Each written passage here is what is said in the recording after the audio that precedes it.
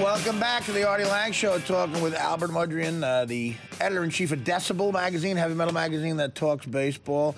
So, okay, the preview I want to hear about as a Yankee fan, too, and even though I don't hold much hope for the Yankees, is what do you think is going to happen with the Blue Jays? Are they going to be for real with all these moves they made? I mean, it depends. The rotation is obviously improved. The lineup is obviously improved. But, you know, there's serious question marks. You know, can R.A. Dickey, can he replicate his Cy Young season in the American League East, which is a much tougher division now? Can Mark Burley put it all together? Can Josh Johnson, who's been injured constantly for several years now, can he actually have like 33 reliable starts? I don't know. I mean, and the truth is, like, the Rays, I think everybody's forgetting about the Rays. The Rays are always a factor in that division now. Definitely. Because they've been there for the last, 5-6 years. Yeah, it's tough. And you know, they've got another crop of young high-level prospects ready to kind of tear up the big leagues. So for me, I kind of look at that division and I think, you know, it's the Blue Jays and the Rays, then the Yankees, then the Orioles, who I think just got incredibly lucky last year. Yeah, they were. That was scaring me the way they were playing towards the end last year. To tell you the truth, but that's not going to happen again. I don't think that's going to happen. They had some ridiculous record in one-run games where they were like 20 games above 500 in one-run games, and that just you can't count on that happening again. They won, and they won. I think it was 16 straight extra inning games. Yeah, that's just the luck. So I can't imagine they're going to replicate that because their pitching, they didn't really improve it, and their pitching is not good. Right. So, I mean, I think the Yankees, if the Yankees can kind of hold on, if they can get through the first couple months of the season and wait for Teixeira to get back, wait for Granderson to get back, and then after the All-Star break, if Pineda can get back and actually contribute to that rotation, if they're hanging around, they have a shot. Yeah. Because, these guys will be rested at least. But it's not the past 15 to 20 years. No. The magazine itself, I mean, it's got a pretty interesting take on the Blue Jays and the Yankees. Oh yeah. It's got, just reading through this, he's got musicians actually reviewing the season, previewing the season. And the Yankees and the Blue Jays are actually opposite one another on a page. And you got a guy from Profound Lore previewing the Blue Jays. He's all, he's thrilled. Anthopoulos has put together the best team, the best offseason in 20 years. We're going to be amazing. And then the Yankees, you got this guy from Helmet, Paige Hamilton, saying, "I'm just praying to God that A-Rod doesn't set foot on the field again. I'm hoping they can void his contract." God bless Helmet. Yeah. I agree completely. What do you think about that, man? I mean, the Yankees, the smart move for the Yankees, if they could possibly figure out how to get rid of A-Rod gracefully and inexpensively, but it's not going to happen. I don't know if you can do it gracefully or inexpensively, but maybe it can happen. Yeah. He is He's obviously a 260 hitter who makes $32 million a year. and is a defensive liability.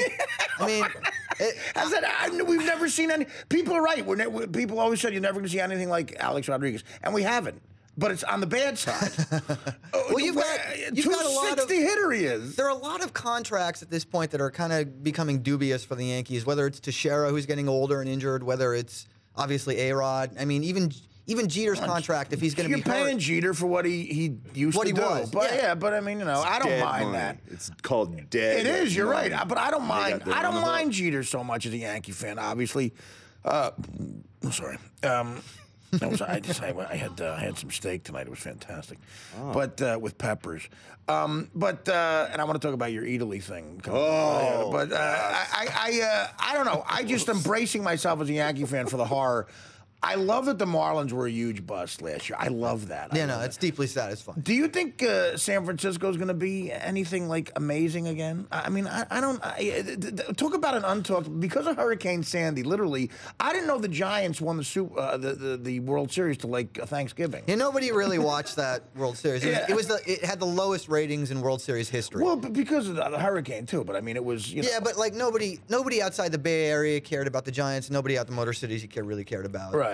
the Tigers. I mean, they weren't that compelling of the teams. I think that the pitching is there again for San Francisco, but so much of it kind of depends on Lincecum. Even though he had a terrible year last year and they still won the World Series, he really does need to contribute to the rotation during the regular season to have them be some kind of factor, because obviously the Dodgers have improved greatly with the addition of Greinke. Yeah, what do you think? What do you think of the Dodgers? They spent a lot of money. Yeah, and they made some bold moves last year, and they didn't work. Yeah, I know. So it's not guaranteed by any means. You know, I mean, the Angels spent a ton of money too. Well, they made a ton of moves during the season last year and before the season. Obviously, adding Pujols, and this year adding Josh Hamilton. But whether they all work, I don't know. Do you have a prediction? Oh God, no. Nothing. No, nothing. You know, I've tried to look at it, and I look at all these teams, and baseball for me just gets less and less predictable. Even though the statistical analysis, you can measure more and more stuff. Everything, it seems like all the sports are in a way. Football was nuts this year. Yeah. The NCAA tournament with college hoops is as nutty as something could be, and baseball was crazy.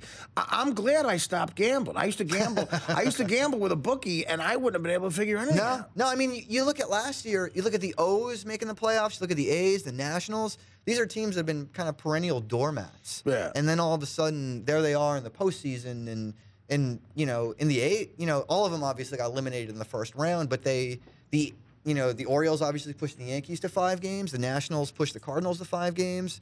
I don't remember entirely. Oh, the A's pushed the. Yeah, they pushed the Tigers to 5 games. The A's overachieved big time. I like that the Nationals are good. I do. I like that team. I do. They're in my division, so I don't like it so much. Well, as a Philly fan, I'm sure not.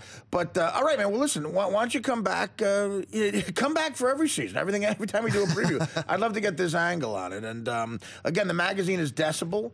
It's Albert Mudrian, the editor-in-chief. Pick it up and find the spring preview for baseball, but mostly pick it up for the War Beast and the Kill Switch Engage interview. Kill Switch Engage, by the way, is all one word. Kill Switch Engage? No, it's 2 words.